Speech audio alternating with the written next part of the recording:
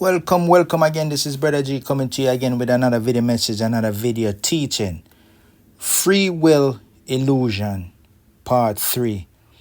I realize sometimes when I delve into an issue, and then listening back to it, you miss out certain points. And I think that's just how, when you're speaking from the heart, some things will manifest himself, and so that's okay. But I want to challenge this idea again, because this idea is not coming from the lower parts of the earth. It's coming from really high recognized voices. Free will. And I must say, free will is an illusion. And I think in reality, what they may mean is free thought, our free idea, our free concept. And we're talking in context. We're talking about the church, because I've heard the church with free will. I know the world talks about freedom. But I know, and I see, and I hear, and I understand that in reality, what each individual really mean, that when it manifests itself, when they talk about free will or freedom or liberty, it means that established belief that the majority approve, or they vacillate sometimes on these ideas, because sometimes you don't know which way they're going. The peoples are that's in the high places. You don't know which way they're going. And you realize, and as the New Testament say, they speak lies in hypocrisy. So as the church in context, when may I break down certain strong walls in the church when they talk about free will. There's no such things as free will. And there are other people who get deeper in the issue, and I could understand certain concept when they get deeper in the issue, especially, let me give you an example, especially as a baby. When a baby is born in this particular world as it stands, even back then, the baby don't have free will. The baby is coming into an already popularized, I can't even say the word good, but it's coming into a certain, let's use the word loosely, civilized world. Its environment, its parents, its friends, its society, its community. So they are born into a lot of wills, if you should say, a lot of idea, a lot of concept. So when they're born into it and they start hearing it from TV, radio, teacher, preachers, ministers, evangelists, politicians, TV, anywhere, where's the free will? There's no free will, because they're born into an environment where they're like sponge, as academia would call it. They're malleable, and they suck up all of the energy, both physically and spiritually. They suck up all the energy that's around them. So is that really free will? Let me tell you, when you really start having true free will, is understanding the world and certain concept, and understanding where you are truly free from other men's accusation, accusation, because even whether right or wrong. But the concept of true free will is not really true. It's just partially true, especially in the very church that speaks of free will. Because the very church in one breath speaks of free will, then again, as I've said before, then they posit a specific doctrine that you must believe in, you must think upon, and you must act upon. And if you deviate from this, then they would expel you. So is that free will, to think anything, or to speak anything, or to do anything? So this free will is really speaking lies in hypocrisy. And for me, as I've learned through understanding and grace that must given to all men, I understand, so some man is doing it out of ignorance. And so we are, I know me, I give them grace. God really, I give them grace. They speak lies in hypocrisy, having their conscience seared with a hot iron. And I pray that God, our time, because when we say God, it's such amorphous, or it's such an anomaly, or enigmatic. We can't really understand what God is, or that it. So I try to use small, easy term.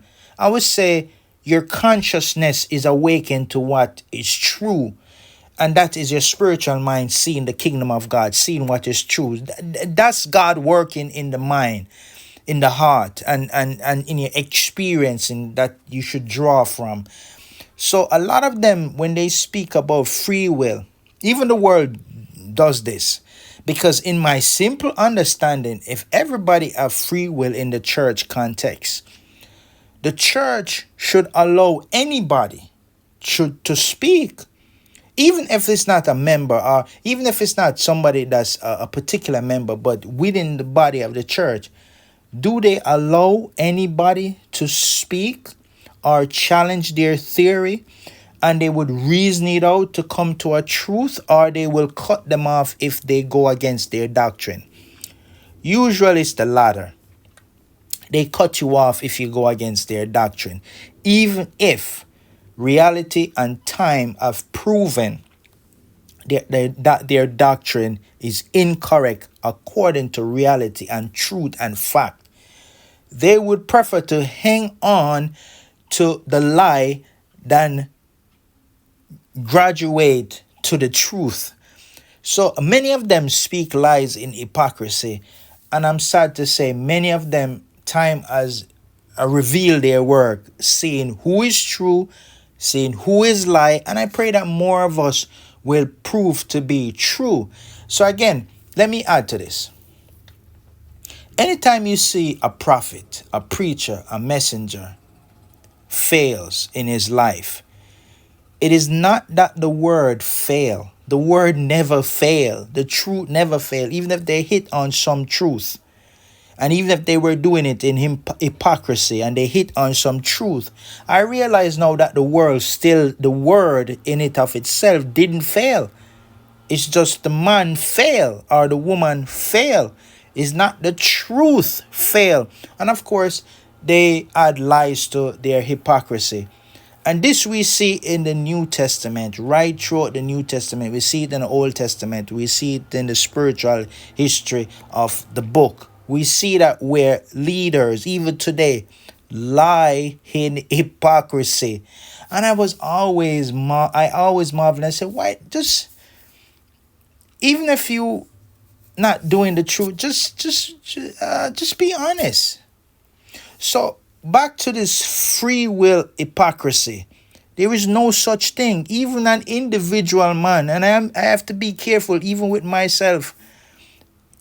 Even an individual man realize that people around him, even himself, he got to gauge himself or gauge himself, whichever way you want to use it, against certain ideas, because you know the ramification that some will do. They won't provide grace for you to fix your speech. You will be attacked immediately without grace, without time. So these people that talking about free will, it is not true. Free will maybe in their context mean free thought, but no free verbalization. And I'm not just saying it, but you could see it in real terms in any church you go to. You can't just get up and ask a foolish question, which, yes, they are foolish question. Truly, they are foolish question. Or a foolish doctrine or a foolish idea. They will literally cut you off, and they will literally cast you out of the church.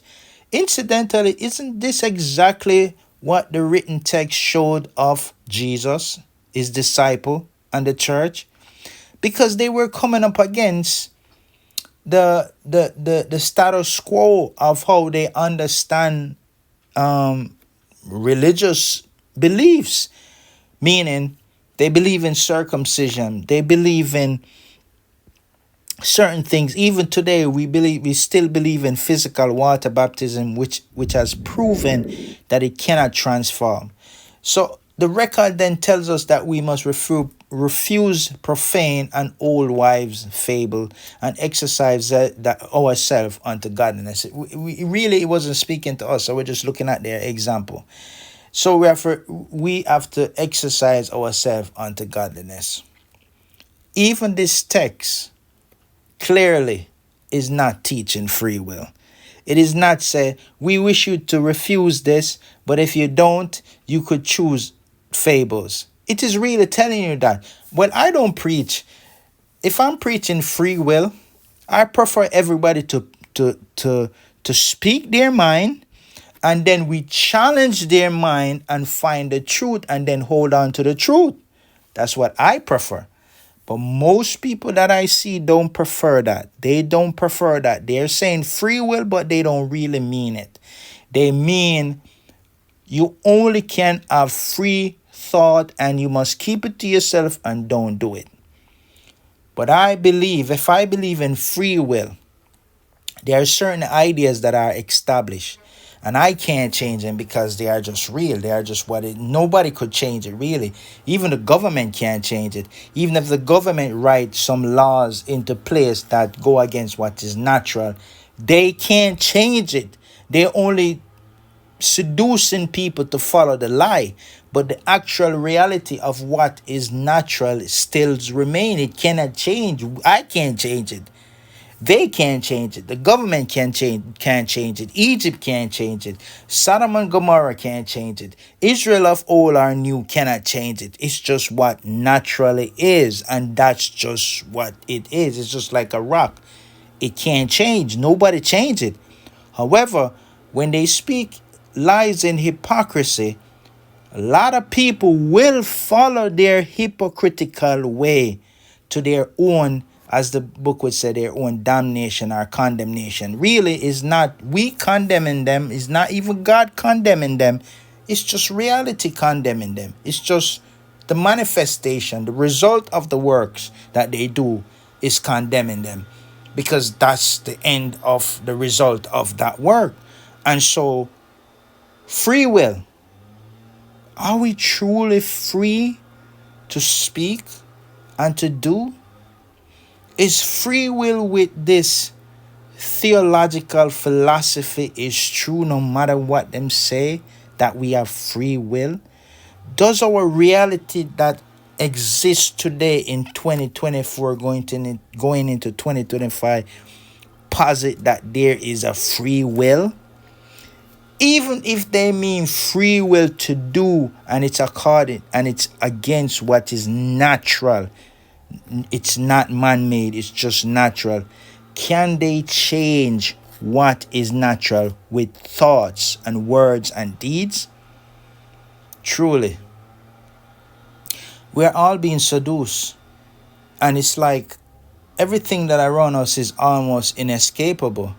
But I hear from the spirits that we have to stand God, You have to stand God and put on the helmet of salvation.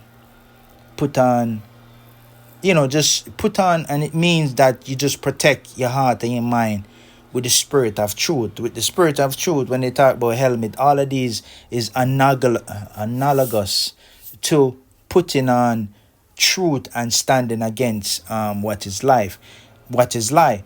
So, free will again. I want to hit it. This is just a softer message, a softer video teaching about free will, which is not true. It's not even partly true, because even the New Testament use stronger words than me. It says there is no lie. No lie is of the truth. So even if it is half truth, the New Testament conclude it's a lie. So even if I'm giving grace to it and saying the New Testament have stronger words, I don't have that stronger words, but I know that free will is a lie. You're not free to think bad things. We're not free to hurt each other. We see the result, even though the church preach free will. We're not free to kill each other, whether you're a criminal or not. I would say if you're a criminal and you're a murderer, kill yourself. Don't kill others. Free will is a lie.